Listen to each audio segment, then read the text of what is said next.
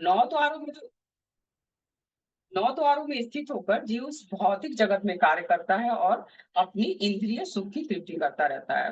तो यहाँ प्रभुपाद जी बताते हैं कि इस भौतिक संसार में कोई यह नहीं सिखाता कि इंद्रियों का दमन कैसे किया जाए। सब यही शिक्षा देते हैं कि अपने एक एक इंद्रियों द्वारा कैसे ज्यादा से ज्यादा इंद्रिय तृप्त की जा सकती है। और इसी कारण जीव क्या है, अधिकाधिक भौतिकता में फंसते चला जाता है।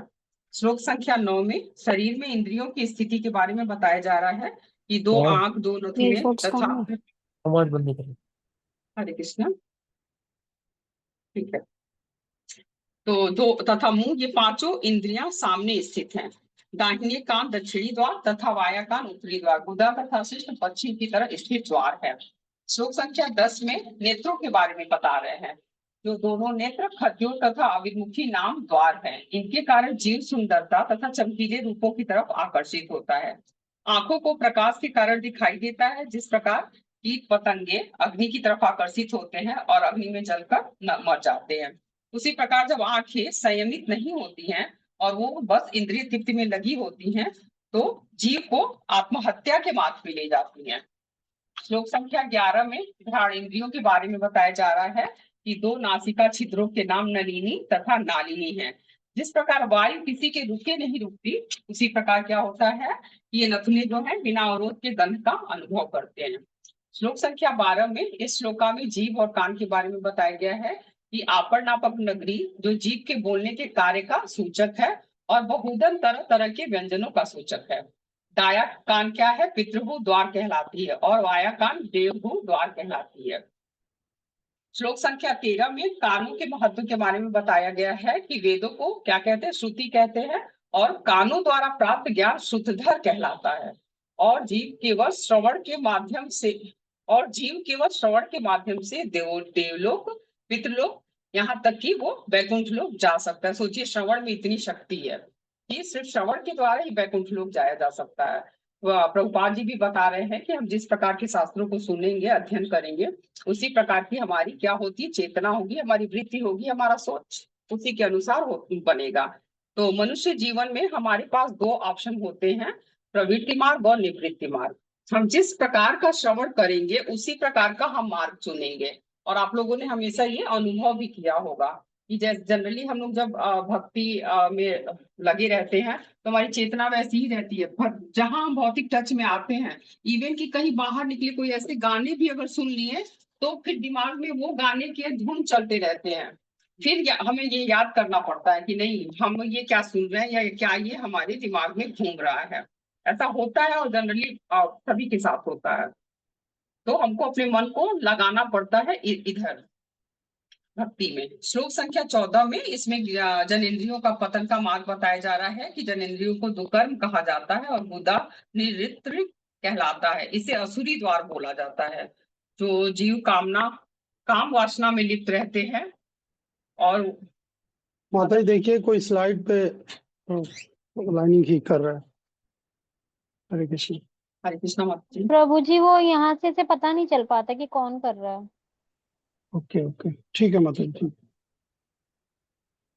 तो जो जीव काम वासना में लिप्त रहते हैं और इसे ही समस्त कार्यों का केंद्र बिंदु मान लेते हैं, वे अवैध स्त्री पुरुष संग के लिए लालायित रहते हैं।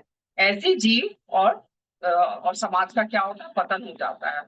प्रभुपाद जी भी बताते हैं कि आजकल कुछ ऐसे सहजिया लोग हैं जो अपने आप को तथाकथित आध्यात्मिक कार्यों में लिप्त मानते हैं और उनका मानना है कि संभोग क्रिया में रहते हुए आध्यात्मिक पद प्राप्त किया जा सकता है।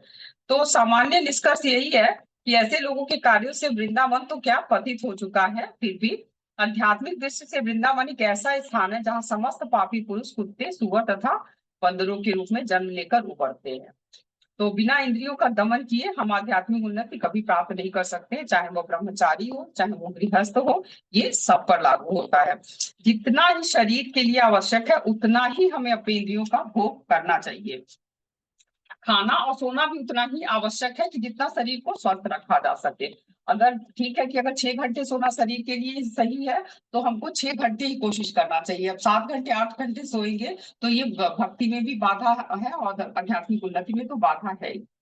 श्लोक संख्या 15 इसमें वैषम का अर्थ नर्क बता रहे हैं।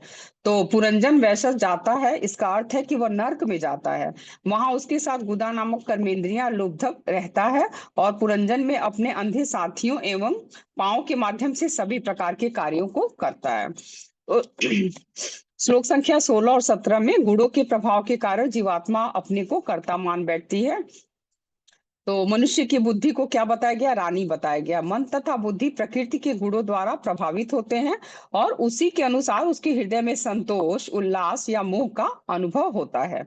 तो वास्तव में देहात्म बुद्धि के कारण जीव अपने को कर्ता समझ प्राप्त फलों के प्रभाव और दुष्प्रभाव का भोग करता है, जबकि वास्तव में प्रकृति के गुण ही मन तथा बुद्धि पर कार्य करते हैं।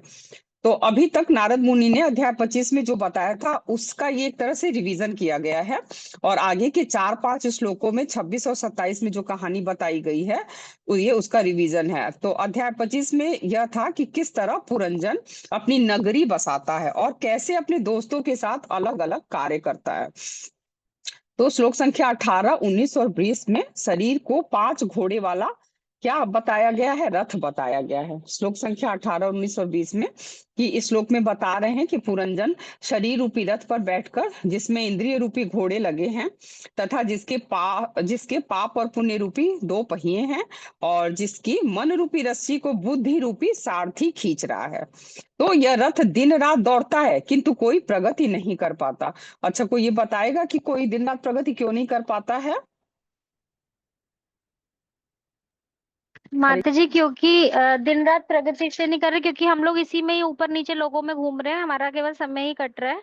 हम वास्तविक उन्नति नहीं कर पाते क्योंकि हम आध्यात्मिक उसमें नहीं लगे होते हैं, हाँ भक्ति बिल्कुल, में नहीं थैंक यू लगे माता होते हैं। जी।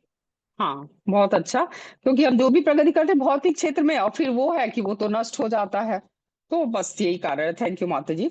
जीवात्मा अनेकानेक कार्य सिद्ध करने के लिए क्या करती है? भौतिक संसार में क्रियान्वित रहती है और अपने पाप पुण्य कर्म के आधार पर विशिष्ट शरीर प्राप्त करता रहता है।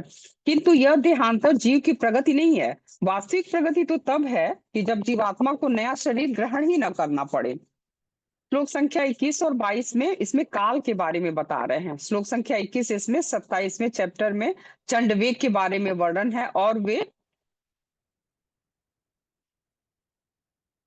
और वे कोई नहीं दिन और रात हैं जो अपने 360 दिन सिपाहियों के साथ आक्रमण करता है और मनुष्य की आयु धीरे धीरे क्षीण होती जाती है। श्लोक संख्या 22 में काल कन्या का अर्थ वृद्ध अवस्था से है।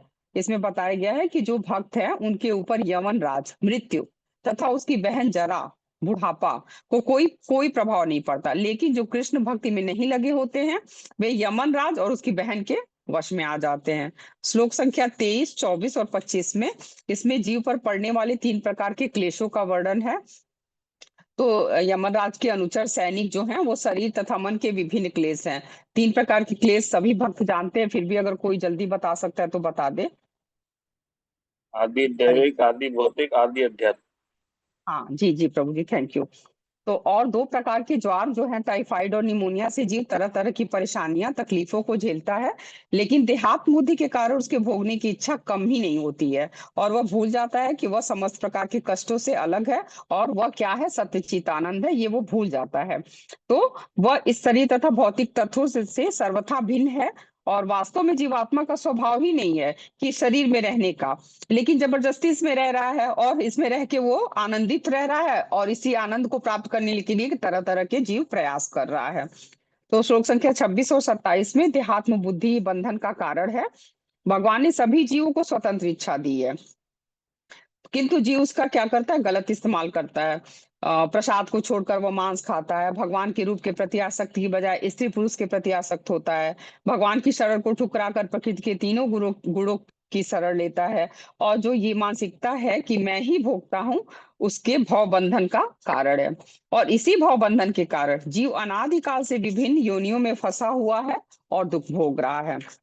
श्लोक संख्या 28 और 29 में इसमें बताया गया है कि इसमें सतो, रजो एवं तमो गुणों की जीव की क्या गति बताई गई है। फिर श्लोक संख्या 28 में तीनों गुणों के अनुसार जीव की विभिन्न शरीर तथा लोकों की प्राप्ति होती है। सतोगुण से उच्च लोकों, रजोगुण से मध्यम लोक और तथा तमोगुण के कारण जीव को नीचे के लोक प्राप्त होते हैं। और जीव विभिन्न लोकों में विभिन्न प्रकार के शरीर प्राप्त करके भोग की इच्छा से कार्य करता रहता है और इस 14 भुवनों में ही वो घूमता रहता है।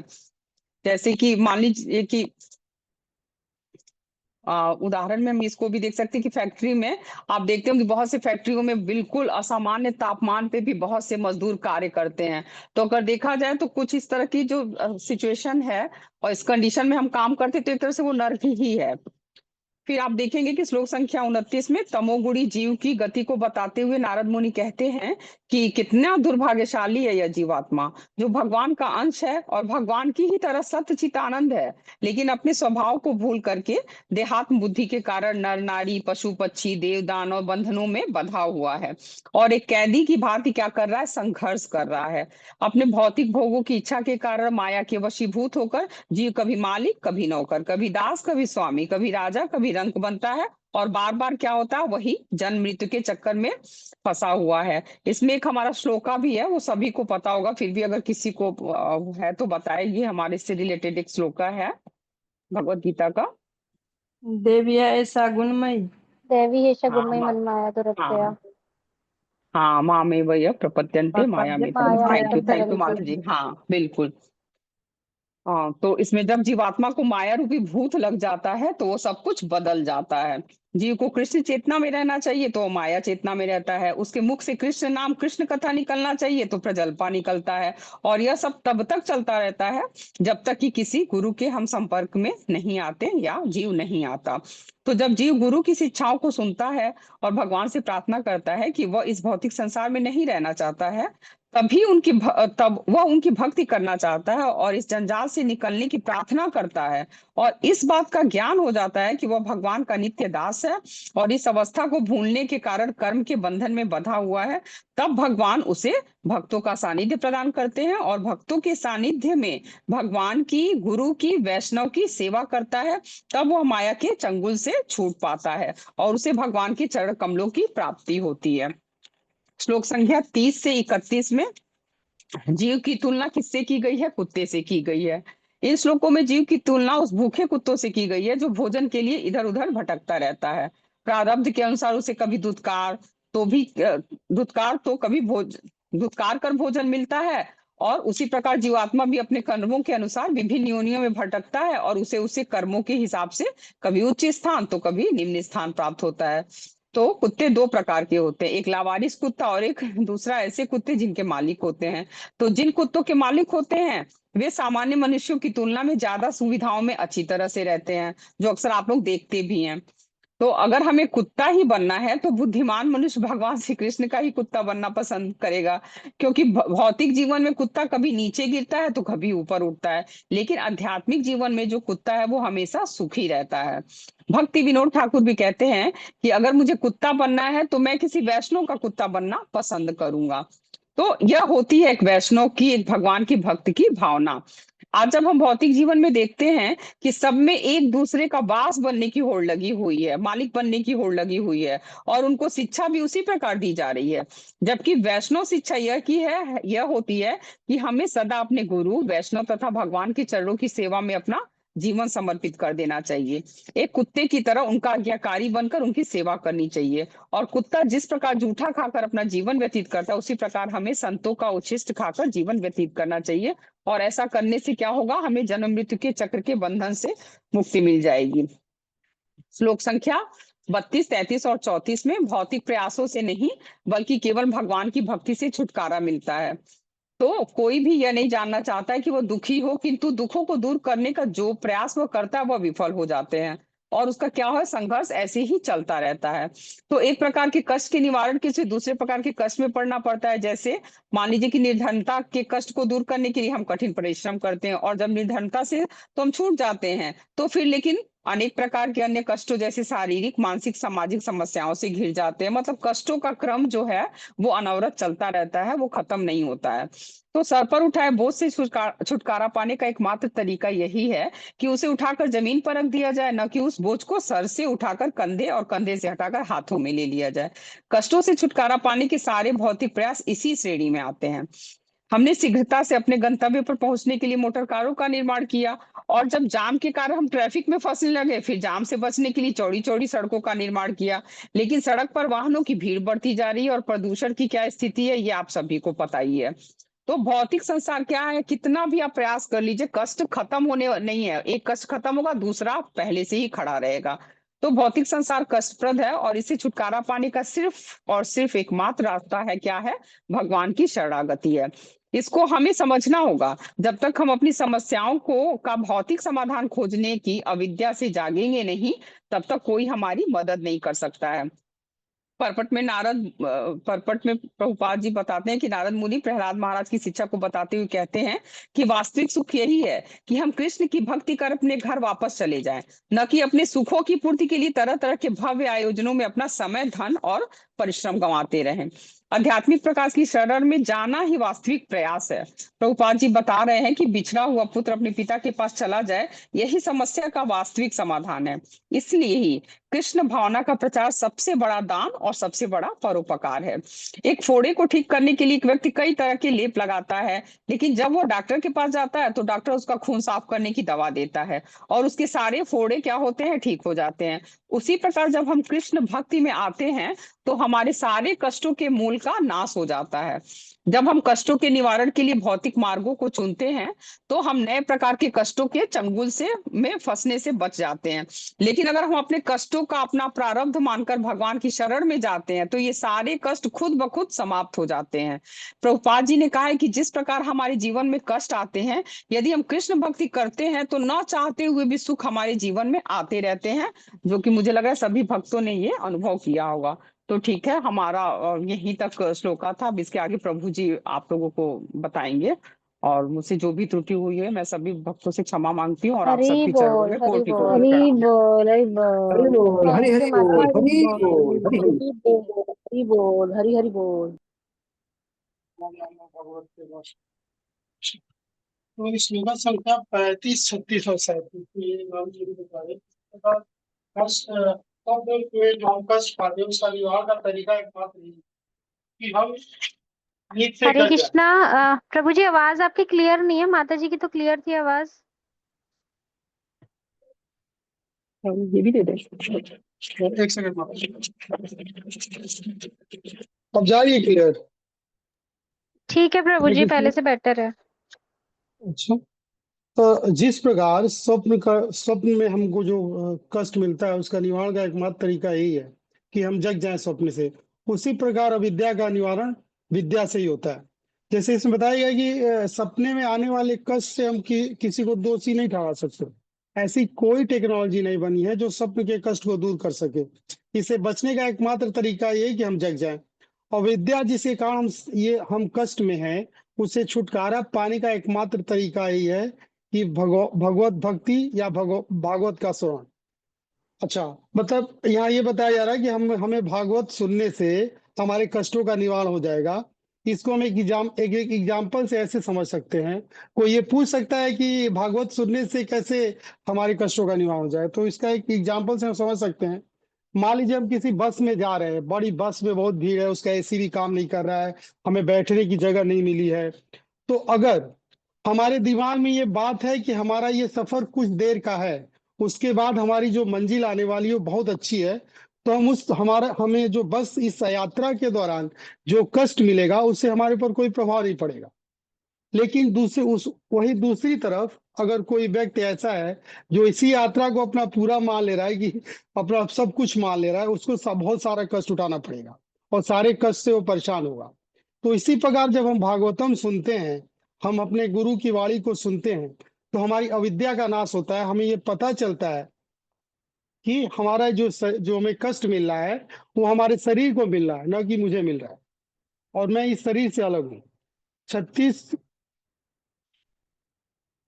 और 37 में नारद मुनि प्राचीर प्राचीन वरही से कह रहे हैं कि हो सकता है कि तुम बहुत ही पूजा पाठ करते हो, यज्ञ कर रहे हो, दान पुण्य कर रहे हो, लेकिन तुम्हें भगवान वासुदेव की भक्ति अगर नहीं कर रहे हो तो ये सारा व्यर्थ है।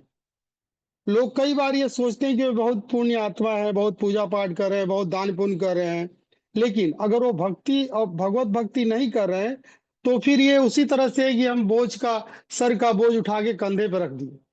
ये उसी तरह से बोझ से छुटकारा पाने का तरीका है। जो इसका कारण ये है कि चूंकि हमारी प्रवृत्ति सेवा की है, किंतु हम भगवान की सेवा अगर नहीं करते हैं तो हमारी सेवा अलग अलग दिशा में जाती है। जैसे हम परिवार की सेवा में लग जाते हैं, समाज की सेवा में, देश की सेवा में, जानवरों की सेवा में, इतना सारा सामर्थ्य, परिश्रम, बल, समय इसमें लगाते हैं, लेकिन वास्तव में अनर्थ वृत्ति ही है।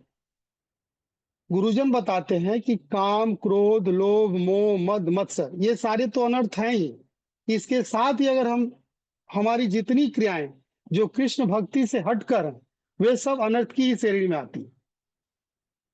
और इस श्लोका संख्या 38 से लेकर 41 तक नारद मुनि बता रहे हैं कि भगवान की शरणागति कैसे प्राप्त की जाए। 38 में भगवान बता रहे हैं कि भगवान की शरणागति की शुरुआत श्रद्धा के साथ होती है। जब जीव को यह श्रद्धा होती है कि मैं भगवान की शरण लूंगा तो मेरे सारे कष्ट दूर हो जाएंगे, ऐसी श्रद्धा के साथ वो श्रवण करता है। भगवान के क्रियाकलाप, भगवान के भक्तों के कार्यकलाप, भगवान की करुणा, उनके आश्रय के सामने जब वो श्रवण करता है तो धीरे धीरे उसकी आध्यात्मिक उन्नति होने लगती है। 39 से 40 में बताया जा रहा है कि इस भौतिक संसार में सुखी रहने का एकमात्र उपाय यही है, भगवान की कथा में आसक्ति। जिनकी आसक्ति भगवान के श्रवण कीर्तन में है, यानी कि हरिनाम लेने में और कथा सुनने में है, वो भय, शोक, मोह से मुक्त हो जाता है। हमारे शास्त्रों में कई उदाहरण है। जैसे मान लीजिए परीक्षित महाराज को ये पता चल गया कि उनको सांप काटने वाला है, लेकिन वो उनको न डर हुआ, न शोक हुआ, न वो मोह में पड़े, वे जाके भगवत कथा सुनने लगे। तो भक्त बनने के बाद श्रवण और कीर्तन में यदि हमारी रुचि बढ़ रही है, इसका मतलब है कि हमारी आध्यात्मिक उन्नति हो रही है। शुद्ध भक्तों का संग करने से भागवत कथा में रुचि बढ़ती है। ऐसी संगति से पहले श्रद्धा पनपती है, फिर रुचि, फिर आसक्ति और फिर प्रेम पनपता है, और फिर उत्साह के साथ, रुचि के साथ भगवान के गुणों का श्रवण करने से जीव भौतिक आवरण से मुक्त हो जाता है। 41 में नारद मुनि बता रहे हैं कि यद्यपि जीव अपनी भूख, प्यास, नींद जैसी आवश्यकताओं की पूर्ति के लिए अथक परिश्रम करता रहता है और उसका ज्यादातर समय इसी में चला जाता है, किंतु उसे चाहिए कि अपनी आध्यात्मिक उन्नति के लिए श्रवण, कीर्तन और भक्तों के संग के लिए समय निकाले। यद्यपि ये मुश्किल है, फिर भी जीव को इसके लिए समय निकालना ही चाहिए, क्योंकि बिना भक्तों के संग के हमें इन कष्टों से छुटकारा नहीं मिलेगा।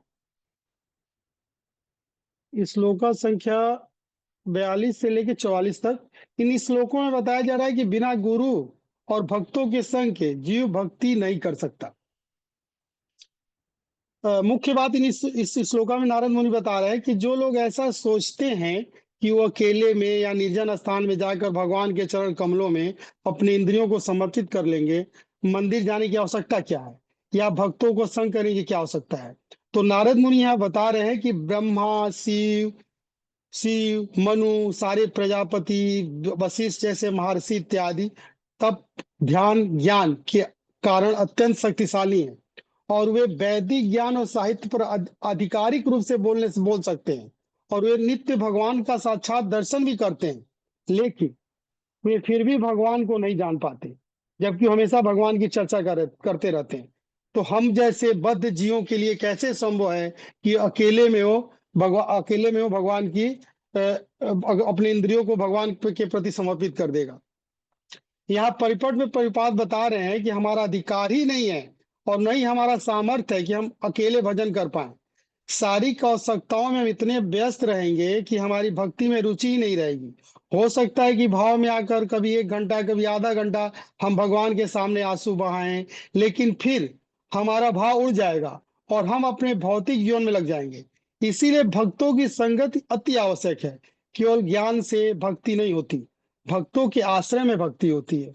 जब हम शुद्ध भक्तों के चरणों में बैठकर उनका श्रवण करते हैं, जब हम उनके उदाहरण को उनके चरित्र में देखते हैं, उनके दिव्य दर्शन करते हैं, उनकी सेवा करते हैं, तब कहीं जाकर हम हमारे अंदर भक्ति के कुछ कण आते हैं। और भक्तों की संगति के अलावा भक्ति का कोई दूसरा विकल्प नहीं है। श्लोका संख्या 45 में बताया जा रहा है कि वैदिक ज्ञान या पूजा पाठ के द्वारा भगवान को नहीं जाना जा सकता। इस श्लोक में नारद मुनि ये बता रहे हैं कि कोई कितना भी बड़ा वैदिक ज्ञानधारी हो, कितना भी बड़ा पुजारी हो, उसके अंदर देवी देवताओं को प्रसन्न करने की कला आती हो, लेकिन वह भगवान को नहीं समझ सकता। यह जरूरी नहीं कि कोई धार्मिक है तो भक्त भी है। धार्मिक हो सकता है, लेकिन पूजा पाठ कर सकता है, लेकिन वो भगवान का भक्त होना बिल्कुल अलग और श्रेष्ठ बात है। यहाँ नारद मुनि प्राचीन बरही को बोल रहे हैं कि तुम बहुत पूजा पाठ कर रहे हो, बहुत दान पुण्य कर रहे हो, तुमने बहुत आहुतियां दी हैं, लेकिन तुम भगवान को नहीं समझ सकते। 46 से 48 तक इसमें बताया गया है कि सारे दुखों का अंत भक्ति में ही है। इस श्लोका संख्या 46 में नारद मुनि बता रहे हैं कि व्यक्ति जब भक्ति में लगता है और भक्ति पर ही आश्रित हो जाता है, तब अहेतुकी भक्ति के माध्यम से व्यक्ति भगवान की कृपा को प्राप्त करता है। और जब ऐसी कृपा प्राप्त होती है तो फिर उसके अंदर उसकी किसी अन्य भौतिक कार्य में रुचि नहीं होती और वह अपने को भगवान का दास मानकर उनकी सेवा करता है। जैसा कि चैतन्य महाप्रभु ने बोला है कि मैं न तो ब्राह्मण हूं, न वानप्रस्थ हूं, न सन्यासी हूं, मैं तो कृष्ण का दास के दास का चीर दास हूं।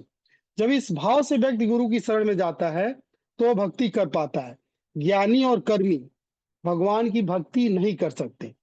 इस श्लोका संख्या 47 में बता रहे हैं कि कर्म करने से जो फल मिलते हैं, उन फलों की आकांक्षा हमारे कानों को बड़ी प्रिय लगती है। जैसे हम अपने बच्चों को कहते हैं, मोटिवेट करते हैं पढ़ने के लिए, कहते हैं बेटा पढ़ लो, अच्छी नौकरी पाओगे तो अच्छा पैसा कमाओगे और बहुत सारे इंद्रिय भोग कर पाओगे। ये जो कर्मकांड की क्रियाएं हैं कुछ इसी प्रकार की हैं। वेदों में वर्णित कर्मकांड सकाम कर्म ऐसी शिक्षाएं देते हैं कि किस प्रकार हम अपने भौतिक जीवन को और बेहतर बना सकते हैं। धन धान्य सुख परिवार ऐश्वर्य सम्मान पद प्रतिष्ठा की प्राप्ति हो सकती है, लेकिन यह जीवन का लक्ष्य नहीं है।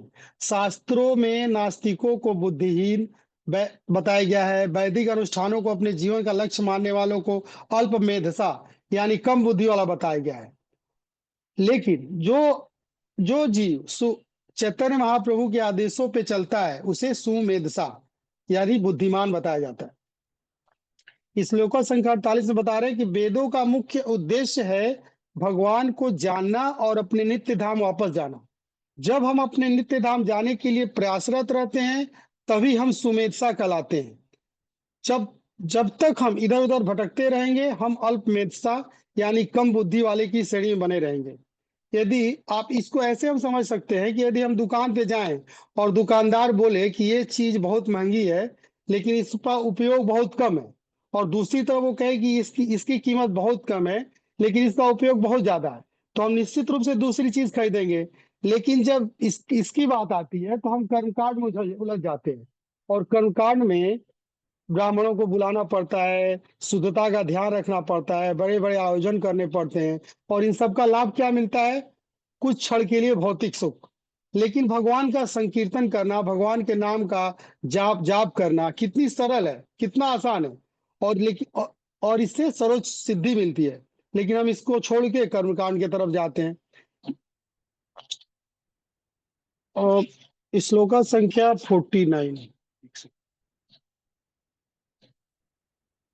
इस श्लोका संख्या 49 में बताया जा रहा है कि कर्मकांड द्वारा भगवान को प्रसन्न नहीं किया जा सकता, कर्मकांड से भगवान प्रसन्न नहीं होते।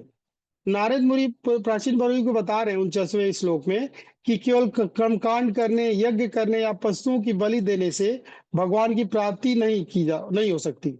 मन में कर्म कांड करने की इच्छा हो, भोग वृत्ति की इच्छाएं हो, लेकिन भोग वृत्ति की इच्छा इतनी बढ़ जाए कि वो भक्ति भूल जाए, भक्तों की संगति भूल जाए, श्रवण कीर्तन को भूल जाए, तो बहुत दुर्भाग्यशाली बात है। नारद मुनि इसकी भर्त्सना करते हैं कि अनेक यज्ञ संपन्न कर लेने तथा अनेक पशुओं की बलि देने से भगवान प्रसन्न नहीं होते। भगवान तो केवल भक्ति, विनम्रता, सहिष्णुता, समर्पण से प्रसन्न होते हैं, और जीव का एकमात्र लक्ष्य यही होना चाहिए। इस श्लोक संख्या 50 में बता रहे हैं कि भगवान नारद मुनि बता रहे हैं कि भगवान ही एकमात्र मित्र है। नारद मुनि इसमें बता रहे हैं कि भगवान ही समस्त जीवात्माओं के एकमात्र हितैषी, नियामक और सच्चे सखा है। यह ठीक है कि समस्याएं बहुत है, किंतु एकमात्र उपाय है भगवान की भक्ति, भगवान के चरण कमलों का आश्रय, और यह आश्रय केवल और केवल भक्तों के संग से ही प्राप्त हो सकता है। यदि हम समय के साथ हमारे अंदर किस चेतना की वृद्धि नहीं हो रही है, तो इसका मतलब है कि हम अभी भी अविद्या में हैं। विद्या का अर्थ ही है भगवान के चरण कमलों में आसक्ति। ठीक। श्लोक संख्या 51 में बता रहे हैं कि केवल श्री कृष्ण का प्रतिनिधि ही है जो शिक्षा देने का अधिकारी है। इसमें नारायण जी बता रहे हैं कि जिनको भगवान के ऊपर पूर्ण विश्वास है, उनका पूर्ण विश्वास है कि भगवान ही एकमात्र आश्रय है, पालक है, रक्षक है। ऐसे भक्त ही दूसरे को कृष्ण भक्ति की शिक्षा दे सकता है। यह गुरु का अर्थ केवल दीक्षा देना नहीं है, वो शिक्षा भी देता है। गुरुजन बताते हैं कि जो जितना स्वार्थ परायण होगा, वह उतना अपने तक ही सीमित रहेगा, चाहे भौतिक जीवन में हो चाहे आध्यात्मिक जीवन में हो। हम जितना स्वार्थी होंगे उतना ही स्वयं के प्रति प्रेम होगा। लेकिन यह प्रेम जब गुरु के प्रति, कृष्ण के प्रति, भक्तों के प्रति बढ़ता है तो हम भगवान के प्रिय भक्त बनते हैं, और ऐसे भक्ति दूसरे को शिक्षा देने लायक हो सकता है। श्लोका संख्या 52 से लेके 55 में बताया जा रहा है, 52 से लेके 55 तक जीवात्मा की। हरे कृष्णा। कर्मचारी क्या ऐसे मौत हो गई कि बच्चा पैदा होने पर बख्शीश ही मांग लेते हैं? हरे कृष्णा।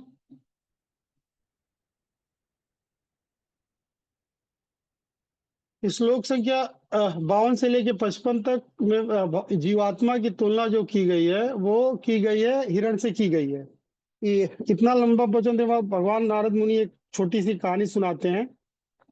नारद मुनि एक हिरण का उदाहरण दे रहे हैं, जो कि एक सुंदर उद्यान में अपनी हिरणी के साथ घास चरने का आनंद उठा रहा है, जहाँ भौरों की गुंजार और फूलों की सुगंध से पूरा उद्यान मनमोहक लग रहा है। उसको यह नहीं पता कि एक तरफ शिकारी है जो उसकी शिकार करने की आड़ लेके खड़ा है, और दूसरी तरफ भेड़िया उसको खाने के लिए बैठा है। यहाँ हिरण की तुलना जीवात्मा से की गई है, और उसके बच्चों की तुलना भौरों की गुंजार से की गई है। जिस प्रकार हिरण भेड़िए और शिकार के संकटों से अनजान है, उसी प्रकार जीवात्मा भी काल रूपी संकटों से अनजान रहकर इंद्रिय तृप्ति में लगा हुआ है। काम का सुख और भोजन, इन दोनों आसक्तियों के कारण ही जीव परिवार में व्यस्त रहता है, और परिवार की खुशी को ही जीवन का उद्देश्य मानकर अपना सारा कर्म करता है।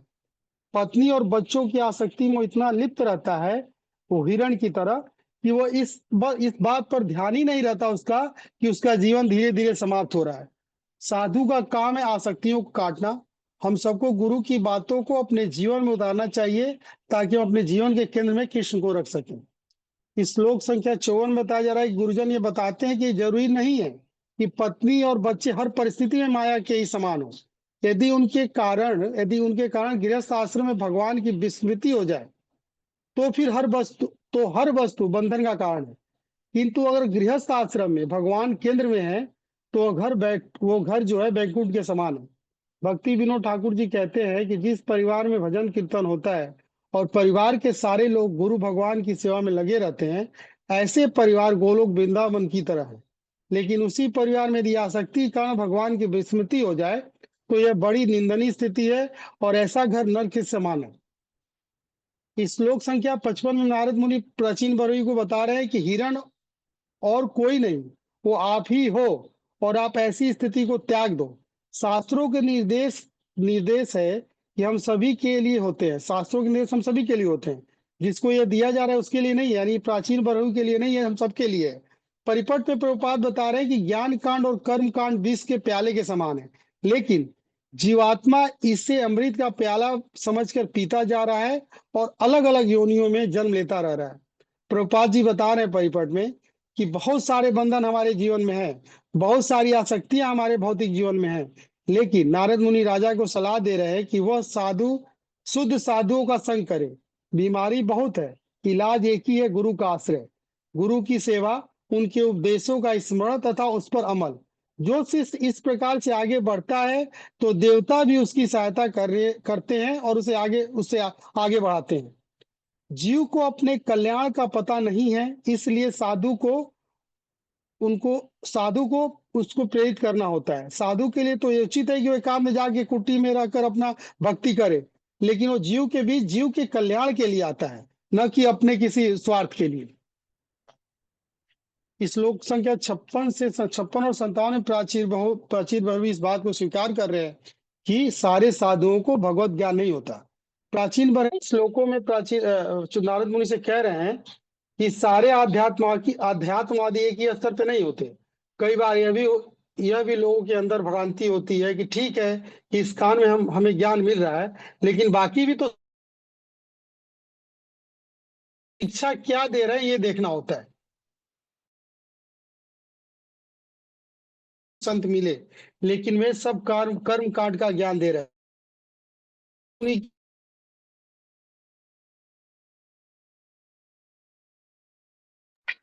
हरे बहुत कृष्णा। सारे वॉइस ब्रेक सभी को पर लग रहा है या मुझे ही लग रहा है प्रभु जी का वॉइस ब्रेक हो रहा है? यस ब्रेक हो रही है। क्या लग रहा है माता जी? हो रही है माता जी, आवाज वॉइस ब्रेक हो ब्रेक हो रही रही है। है। थोड़ा थोड़ा अच्छा, वो नेटवर्क इशू होगा माता जी। वो दिखा रहा है और इंटरनेट कनेक्शन इज अनस्टेबल। अभी अभी ठीक है आप प्रभु होने जी, के अभी लिए तो बहुत ठीक है। सही है। ठीक है। इस श्लोक संख्या 58 और 59 में इसमें बताया जा रहा है कि इस जन्म के कर्मफल अगले जन्म में कैसे जाते हैं। इस श्लोक संख्या 58 में 58 में बता रहे हैं कि इस जीवन में जो कुछ भी जीव करता है उसका फल अगले जन्म में उसे भोगना पड़ता है। प्राचीन बरवी पूछ रहे हैं कि इसको हम कैसे समझ सकते हैं। क्योंकि यह शरीर तो जो कर्म करता है वो तो नष्ट हो जाता है, तो अगले जन्म में हम उस शरीर से कर्म का फल कैसे भोग सकते हैं। यानी कि प्राचीन वर्ग कर्मों की गति कैसे होती है इसके बारे में पूछ रहे हैं। उत्तर यह है 59 बताएगी, सूक्ष्म शरीर में जो मन बुद्धि अहंकार से बना होता है वो आत्मा के साथ रहता है और हमारे कर्मफल, हमारे संस्कार और हमारे कर्मों के बीच इसी सूक्ष्म शरीर में रहते हैं और सूक्ष्म शरीर अगले जन्म तक स्थूल शरीर की यात्रा करता है। श्लोक संख्या 60 में सूक्ष्म शरीर के बारे में बताया गया है। आत्मा के ऊपर जो प्रथम आवरण है वो सूक्ष्म शरीर का है, सब आप जानते हैं, लेकिन मैं उसे रिपीट कर रहा हूँ। आत्मा के ऊपर जो प्रथम आवरण है वो सूक्ष्म शरीर का है, जो कि मन बुद्धि अहंकार से बना है, और दूसरा आवरण स्थूल शरीर का है। यह सूक्ष्म शरीर तब तक बना रहता है जब तक कि जीव शुद्ध नहीं हो जाता। यह सूक्ष्म शरीर ही हमारे अलग अलग शरीर धारण करने की गति को निर्धारित करता है। इसलिए मुख्य बंधन सूक्ष्म शरीर का ही है। इसलिए भगवान भगवत गीता में बोलते हैं कि मन मुझ में लगाओ, बुद्धि मुझ में लगाओ, क्योंकि मुख्य बात यही है कि सूक्ष्म शरीर शुद्ध नहीं होगा तो हमें बार बार भौतिक शरीर स्थूल शरीर मिलता रहेगा। स्थूल शरीर को पीड़ा देने वाले भगवान ही है। श्लोक संख्या 61 में बता रहे हैं कि जो स्वप्न हमें आते हैं वो शुभ शरीर के ही कारण होते हैं।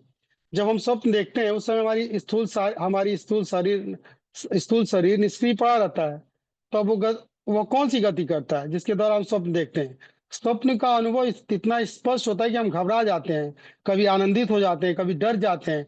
वास्तव में स्वप्न का अनुभव सूक्ष्म शरीर का अनुभव होता है, यानी सूक्ष्म शरीर ही हमें वो अनुभव दिलाता है। जिस प्रकार स्वप्न हमारा शुभ शरीर हमें कभी पशु, कभी पक्षी, किसी अन्य योनियों की यात्रा कराता है, ठीक उसी प्रकार वास्तविक जीवन में भी एक शरीर से दूसरे शरीर की गति शुभ शरीर के द्वारा होती है। मतलब स्वप्न जो हम देखते हैं वो शुभ शरीर के द्वारा ही देखते हैं, और उसी तरह से जब हम शरीर चेंज करते हैं वो भी शुभ शरीर के द्वारा ही होता है। श्लोक संख्या 62 में भगवान सारी इच्छाएं पूर्ण करते हैं, ये बताया गया। यह भगवान की अनुकंपा है कि जो जीव जो इच्छाएं करता है भगवान उसे पूरा करने का प्रयास करते हैं। देहात्म बुद्धि के कारण जीव ऐसा करते हैं। ये एक बच्चे के खेल के समान है। जैसे एक बच्चा जिद करता है कि वो तट पे जाकर किला बनाएगा, पिताजी उसको समझाते हैं लेकिन वो नहीं मानता, तो वो पिताजी उसको छोड़ देते हैं। वो खूब मेहनत करके बच्चा किला बनाता है और एक लहर आती है और किला ध्वस्त हो जाता है। तो उसको अपने पिता की याद आती है और पिता के लिए रोता है और फिर पिता उसे घर ले जाते हैं। ठीक इसी प्रकार भगवान जीवात्मा के प्रयास को देखता है। व्यक्ति सोचता है कि वह बहुत महत्वपूर्ण व्यक्ति है, वह यह काम करेगा, वह काम करेगा, या मैं क्षत्रिय हूं, मैं ब्राह्मण हूं, मैं अमेरिकन हूं, आदि आदि। लेकिन भगवान इस प्रतीक्षा में रहते हैं कि जीव को कब मेरी याद आएगी, कब जीव यह समझेगा कि वह मेरा दास है, वो कब यह समझेगा कि उसकी वास्तविक पहचान है कृष्ण का दास होना, और वास्तविक सुख है भगवान के धाम वापस जाना। इस श्लोका संख्या 63 में बता रहे हैं कि हमारा व्यवहार हमारे पूर्व जन्म और अगले जन्म की सूचना देता है। मतलब जो हम व्यवहार कर रहे हैं उससे हमारे अगले जन्म के बारे में अनुमान लगाया जा सकता है, और पिछले जन्म के बारे में अनुमान लगाया जा सकता है। इसको ऐसे समझ सकते हैं, समानतः जब हम लोगों से मिलते हैं, लोगों को देखते हैं, तो आपस में हम चर्चा करते हैं कि अमुक व्यक्ति का व्यवहार देवता की तरह है, या अमुक व्यक्ति का व्यवहार जानवर की तरह है। इसका मतलब यही है कि उनका चरित्र व्यवहार शुद्ध शरीर या जानवर या देवता जैसा है। मान लो वो जो व्यवहार कर रहा है उसके शुद्ध शरीर का ही व्यवहार है। बाहर से जरूर से मनुष्य का शरीर मिला हुआ है, लेकिन अगले जन्म में उसकी क्या गति होने वाली है उसका थोड़ा अनुभव हमको इस जन्म में हो जाता है। जो लोग पशुओं को मार के खाते हैं, क्या उनको देख के ऐसा प्रतीत नहीं होता कि वो अगले जन्म में पशु बनने वाले हैं? या जो दिन भर सोता रहता है, पूरा आलसी है, क्या हमको विचार नहीं आता अगले जन्म में वो पोलर बियर बनेगा और 6 महीने तक सोता रहेगा? इसी तरह से हमारी आज की गति हमारे अगले जीवन को निर्धारित करती है। अगर हम इस जन्म में अपने शरीर को पशुवत प्रशिक्षण देंगे तो अगला जन्म हमारा पशु का ही होने वाला है, इसमें कोई दो राय नहीं। तो हम कैसे अपने शुद्ध शरीर को गठित करें? बाहर से तो हम बहुत चिकने चुपड़े दिखते हैं, लेकिन हमारा शुद्ध शरीर कैसा बन रहा है इस पर हम ध्यान नहीं देते। किसी के अंदर सेवा करने की भावना है, किसी को दूसरे की मदद करनी है, किसी को अत्यधिक आलस्य है, किसी को अधिक काम वासना है, किसी को अधिक भोग वासना है। ये सारी चीजें हमारे सूक्ष्म शरीर को गठित कर रही हैं, और उसी के हिसाब से हमारा अगला जन्म होगा। इस श्लोका संख्या 64 और 65 में शुद्ध शरीर के प्रमाण के बारे में बताया गया कि शुद्ध शरीर के प्रमाण क्या क्या है।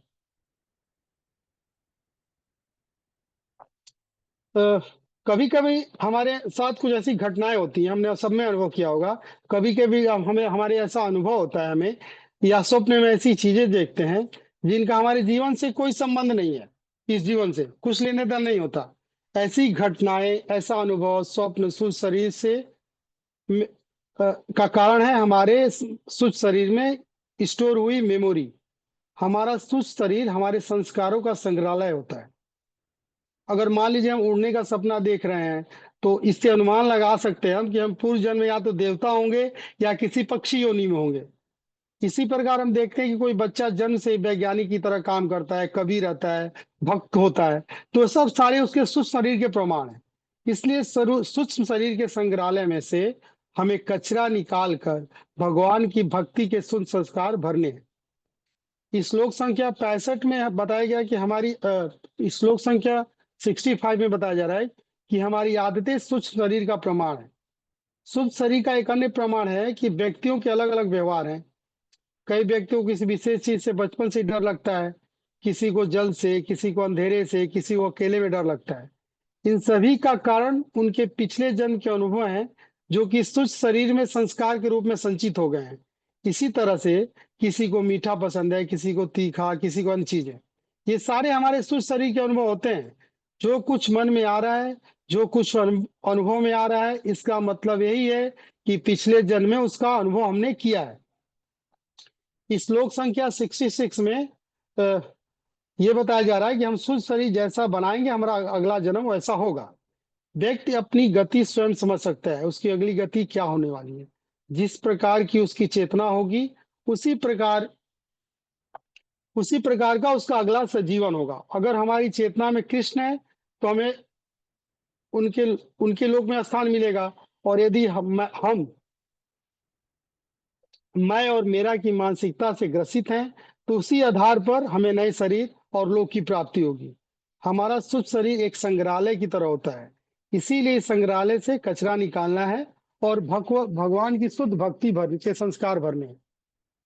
67 में एक और प्रमाण दिया जा रहा है कि जो स्वप्न आते हैं वो शुद्ध शरीर के प्रमाण है। प्राचीन ब्राह्मणों ने सवाल पूछा था कि हम जो भी करते हैं इस शरीर से करते हैं, और शरीर नष्ट हो जाता है, तो अगले जीवन में कर्म कैसे जाते हैं? तो नारद मुनि इसमें बता रहे हैं कि ये सूक्ष्म शरीर द्वारा ही संभव होता है। सूक्ष्म शरीर के बहुत से प्रमाण हैं। स्वप्न में हम ऐसी वस्तुएं देखते हैं जो हमने कभी नहीं देखी पिछले किसी काल में किसी परिस्थिति, लेकिन पिछले किसी काल में किसी परिस्थिति में हमारा जो अनुभव हुआ होता है वो हमारे सूक्ष्म शरीर में ही स्टोर हो जाता है। उसी आधार पे हमें सपने आते हैं। इसी प्रकार पूर्व जन्म का अनुभव या अनुभव का मिश्रण हमें स्वप्न में आता है। श्लोक संख्या 68 में बताया जा रहा है कि हमारे पिछले जन्मों के संस्कार, इसमें से कई से श्लोक एक दूसरे से मिल रहे हैं, इसलिए कुछ बातें रिपीट हो रही होंगी। हमारे पिछले जन्मों के संस्कार दूसरे शरीर द्वारा प्रकट होते हैं। जैसे हमें लगता है कि हम स्वप्न देखी हुई वस्तु, परिस्थिति, अनुभव हम पहली बार देख रहे हैं, लेकिन वास्तव में विगत जन्मों में इसी प्रकार का अनुभव और परिस्थिति हमारे सूक्ष्म शरीर में दर्ज हो चुकी है। ऐसा कार्य बंधन के कर्म के कारण होता है। जब हम कोई कार्य करते हैं तो उसका फल हमें मिलता है, साथ ही उसके संस्कार हमारे मन में, हमारे चित्त में, हमारे सूक्ष्म शरीर में संचित हो जाते हैं। यह संस्कार बीज की तरह होता है जो दोबारा हमें उसी कर्म को करने के लिए प्रेरित करता है। मतलब जैसे हम कोई कर्म करते हैं तो उसके दो परिणाम होते हैं। एक तो उसका कर्म फल मिलता है, दूसरा उसका संस्कार जो हमारे सूक्ष्म शरीर में इकट्ठा हो जाता है। जैसे मान लीजिए कि कोई कामुक व्यक्ति कोई सपना देखता है तो उसकी जब वो जगता है तो उसकी काम वासना बढ़ जाती है। आप इसको ऐसे समझ सकते हैं कि मान लीजिए कोई चोरी करता है, तो चोरी करता करता रहता है, तो उसको मान लीजिए पुलिस ने पकड़ लिया, तो उसके कर्म फल की सजा मिल गई, लेकिन उसको जब मौका मिलेगा तो फिर चोरी करेगा। तो ये चोरी करते करते चोरी का संस्कार उसके अंदर आ जाता है, इस वजह से वो चोरी बार बार करता है। तो श्लोका संख्या 69 में इसमें मिथ्या जगत की तुलना राहु से तथा भगवान की तुलना चंद्रमा से की गई है। अभी हम भौतिक जगत को अपनी भोग वृत्ति से देखते हैं और हमें अच्छा लगता है। यहाँ भौतिक जगत की तुलना राहु से की गई है और भगवान की तुलना चंद्र से की गई है। राहु का दर्शन हो रहा है चंद्रमा की कृपा से। उसी प्रकार जब भगवत साक्षात्कार किसी को होता है, किस चेतना में कोई दृढ़ होता है, तो भौतिक जगत की सही सही स्थिति को देख लेता है। भगवान इतने कृपालु हैं कि जिनके कर्मों के फल भोगने चाहिए, अगर हम भगवान की भक्ति कर रहे हैं तो भगवान इतने कृपालु हैं कि हम जिन कर्मों का हमें फल भोगना चाहिए, केवल वो स्वप्न देकर हमें उस कर्म फल से मुक्त कर देते हैं। जिनका गला प्रकृत रूप से कटना चाहिए था, वो भक्ति करता है अगर, तो स्वप्न में वो देखता है कि उसका गला कट गया और दुखी हो जाता है और उसका वो कर्म फल नष्ट हो जाता है। ऐसे कृपा होती है भगवान के अपने भक्तों के ऊपर। श्लोक संख्या 70 और 71। शुद्ध शरीर की शुद्धि के बिना भौतिक जगत से छुटकारा नहीं मिल सकता। इसमें बताया गया कि मुख्य बंधन जो है हमारा शुद्ध शरीर ही है। इस भौतिक जीवन में हमारे बंधन का कारण जो है हमारा शुद्ध शरीर ही है। जब तक शुद्ध शरीर आत्मा के ऊपर आवरण बनाकर रहता है तब तक आसक्ति रहेगी, और जब तक स्थूल शरीर बना रहेगा तब तक हमें ये शुद्ध शरीर हमें किसी नए शरीर में ले जाएगा, यानी कि जन्म मृत्यु के चक्कर में फंसा रहेगा। जब तक जीव कृष्ण भावना भावित नहीं होता तब तक उसकी भौतिक इच्छाएं, मिथ्या अहंकार बना रहता है, जिसके कारण उसका शुद्ध शरीर तथा स्थूल शरीर बना रहता है। क्योंकि जीव बिना स्थूल शरीर के भौतिक इंद्रिय तृप्ति नहीं कर सकता। अब एक क्वेश्चन मैं पूछ रहा हूँ कि भूतों को कौन सा शरीर मिलता है?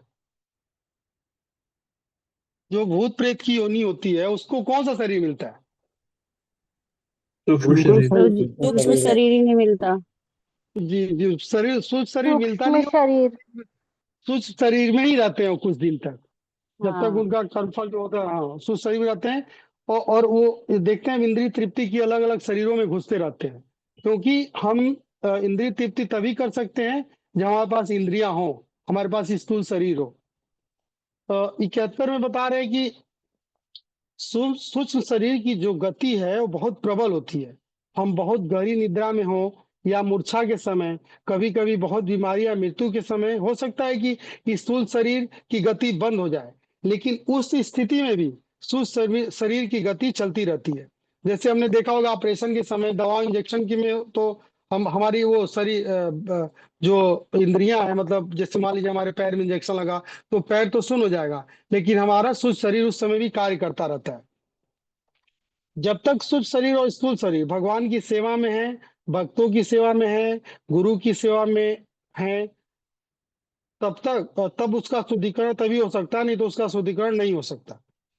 और जीव जो है वो 24 लाख योनियों में फंसा रहेगा और ऊपर से नीचे तक घूमता रहेगा।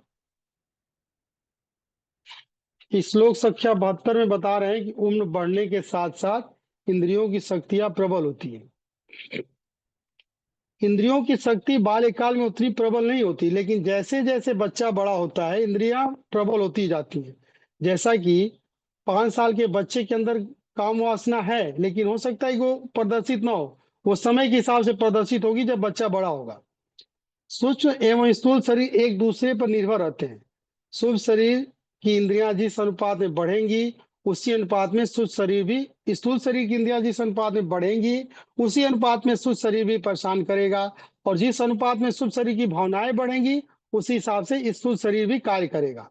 कभी कभी हम देखते हैं, जैसे कभी कभी हम देखते हैं कि पानी, मान लीजिए पानी स्थिर है तो ऊपर से पानी साफ दिखाई देता है, लेकिन जब हम उससे पत्थर मारते हैं तो सारी मिट्टी बाहर आ जाती है। उसी प्रकार जीवात्मा जब शिशु शरीर में होता है तो संस्कार उसमें सुषुप्त अवस्था में बने रहते हैं।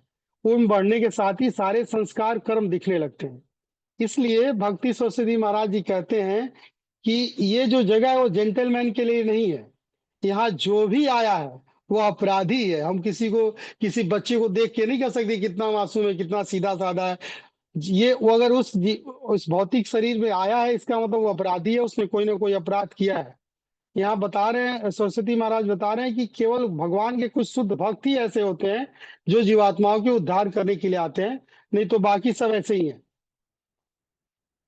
73 में भी इंद्रियों की प्रबलता के बारे में बताया गया है। तो इसमें बताया जा रहा है कि यद्यपि हाथ, कान, नाक, आंख सब स्थूल शरीर की इंद्रियां हैं, लेकिन जब हम स्वप्न देखते हैं उस समय सूक्ष्म रूप में इन इंद्रियों का उपयोग सूक्ष्म शरीर करता है। सोचिए जब स्वप्न में हम कार्य करते हैं, देखते हैं, हंसते हैं, रोते हैं, तो हमारा सूक्ष्म शरीर, तो हमारा स्थूल शरीर तो उस समय एक तरह से आधा समझ लीजिए कि मरी हुई स्थिति में है, जब हम गहरी निद्रा में सोए हैं।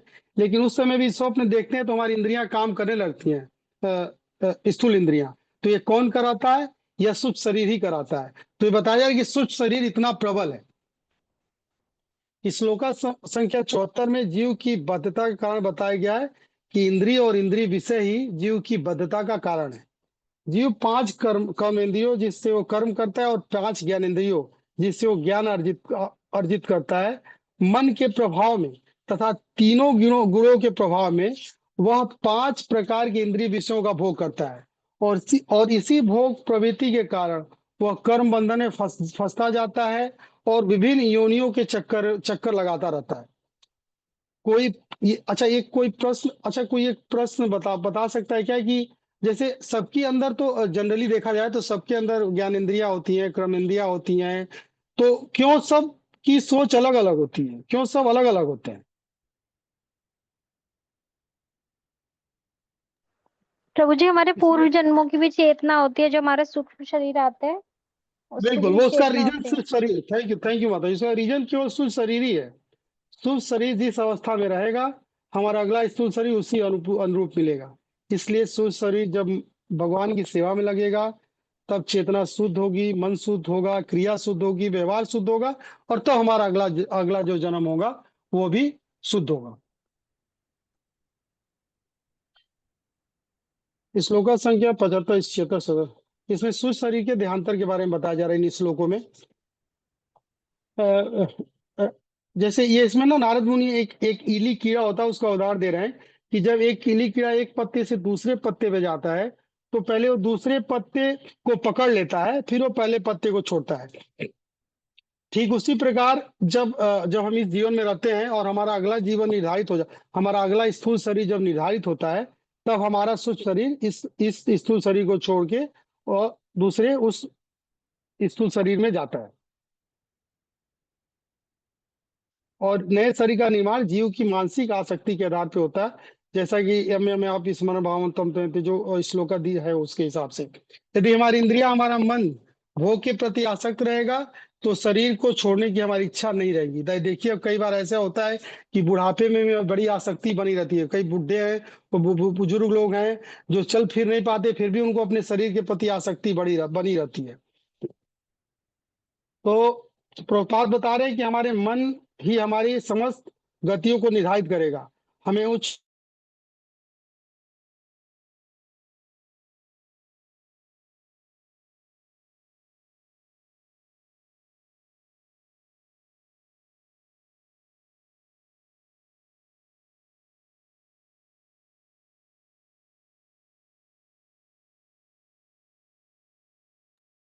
प्रभु जी आवाज नहीं आ रही।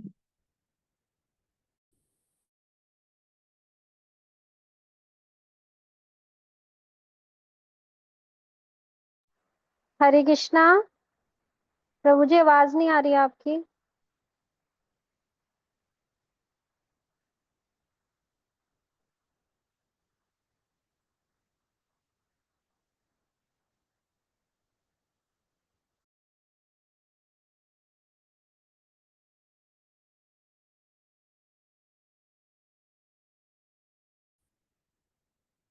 सॉरी मदर जी, वो नेट चला गया था। हरे कृष्णा। यस प्रभु जी, अब आ रही है आवाज। हाँ, वो नेट ही चला गया था। मैं कोई बात नहीं, हो जाएगा। अब प्रश्न उठता है कि सूक्ष्म शरीर की शुद्धि का तरीका क्या है। तरीका बस यही है कि अपने मन, बुद्धि, अहंकार को शुद्ध करके, जब हमारा मन भगवान के चरण कमलों में लगता है, जब बुद्धि भगवान की सेवा में सिद्धि के लिए लगती है, और जब अहंकार यह बताता है कि वो भगवान का दास है, शरीर नहीं है, तब मन की शुद्धि होती है। 79 में बता रहे हैं कि भगवान ही सबके नियामक हैं। इतना इतना सरल सा सिद्धांत है। जैसे सोचिए कि हम जब कोई कर्म करते हैं तो उसका रिजल्ट हमारे अनुरूप नहीं आता है, तो हमको उस समय समझ लेना चाहिए कि इन कर्म फल पे हमारा अधिकार नहीं है। तो ये सीधा इस हिसाब से हम समझ सकते हैं कि सारी कुछ जो चीजें हैं वो भगवान के अधीन ही है। जब सब कुछ भगवान की इच्छा से हो रहा है, तो हम इस बात को जितनी जल्दी समझ लें वो ज्यादा बेटर है। अगर हम इसे समझ लेते हैं तो हम फिर 24 घंटे कृष्ण भावनामृत में लगे रहते हैं। अब यहाँ पर इस प्रकार नारद मुनि प्राचीन बरही को उपदेश देना समाप्त करते हैं। 79 तक उन्होंने उपदेश दिया है, जहां उन्हें भक्ति की तरफ अग्रसर होने की प्रेरणा दे रहे हैं और उन्हें कर्म बंधन के चक्र से मुक्त होने की प्रेरणा दे रहे हैं, और किस प्रकार इस चक्र से निकला जाए यह भी बता रहे हैं। सूक्ष्म या स्थूल आवरणों से कैसे मुक्त हो सकता है आदमी, तथा कर्मकांड से भक्ति की तरफ कैसे अग्रसर हो सकते हैं, ये सब बातें नारद मुनि ने प्राचीन बरही को बताया अभी तक। और 81 में नारद मुनि बताया गया कि नारद मुनि वापस चले जाते हैं और प्राचीन बरही को अपने धाम आमंत्रित करते हैं। तो मैत्रेय मुनि बता रहे हैं, उपदेश देने के बाद नारद मुनि को अपने लोग चले गए तथा राजा को आने का नियंत्रण देते चले गए।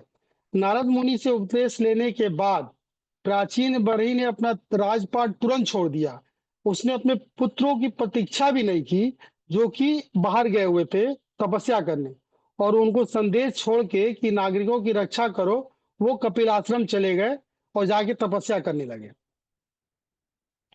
एक श्लोक संख्या 82 में बताया गया कि अब इसी तरह की घटना एक बार होती है जब आदमी को सच्चे, इससे हमें एक शिक्षा ये मिलती है कि जब हमें सच्चा गुरु जब कोई उपदेश देता है तो हमारे ज्ञान चक्षु तुरंत ही खुल जाते हैं। इसी तरह जैसे देखिए कि जब युधिष्ठिर महाराज को ज्ञान प्राप्त हुआ, तो तुरंत ही उन्होंने युधिष्ठिर महाराज ने परीक्षित महाराज को राजकाज सौंपा और सारे चले गए वन में।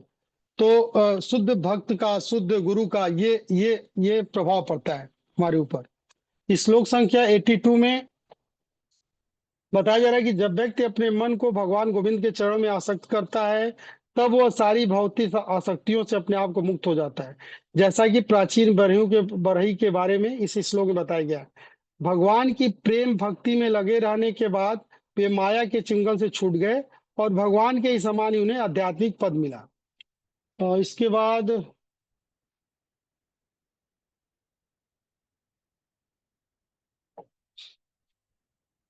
83 से लेकर 85 तक जो प्राचीन बरही और नारद मुनि के जो पिछले 3-4 चैप्टर में जो वर्णन है, जो उसको सुनता है उसको क्या फायदा होता है, इसका वर्णन किया गया है। पुरंजन इसमें नारद मुनि ने क्या सुनाया? पुरंजन आख्यान सुनाया है, मलय ध्वज की कहानी सुनाई है, वैदर्भी की कहानी सुनाई, इसके बाद उन्होंने विस्तार से उपदेश दिया उसका। और ये सब सुनने का क्या फल होता है? इससे जीव अपने आध्यात्मिक स्थिति को समझ पाता है और भौतिक बुद्धि देहात बुद्धि से ऊपर उठ जाता है। यह इस दिशांश को सुनने, मनन करने, पढ़ने और समझने का लाभ होता है। ये होता है साधु संघ का वास्तविक फायदा। प्राचीन बरही अपने राजकाज कम कर्म कांड में व्यस्त थे, आसक्त थे, लेकिन नारद मुनि के संग से वो देहात्म बुद्धि से ऊपर उठ गए और राजऋषि बन गए। कोरा ज्ञान या भौतिक ज्ञान होता है, जो जड़ विद्या वाला ज्ञान कहा जाता है। इसके बाद जो ज्ञान आता है वो उसे कहा जाता है वो शुष्क ज्ञान होता है, लेकिन जो कि निराकारवादियों ज्ञान होता है। सबसे उच्च ज्ञान होता है भगवत उन्मुख ज्ञान, जो हमें भौतिक आसक्तियों से छुटकारा दिलाता है और भगवान के चरण कमलों में आसक्ति उत्पन्न करता है।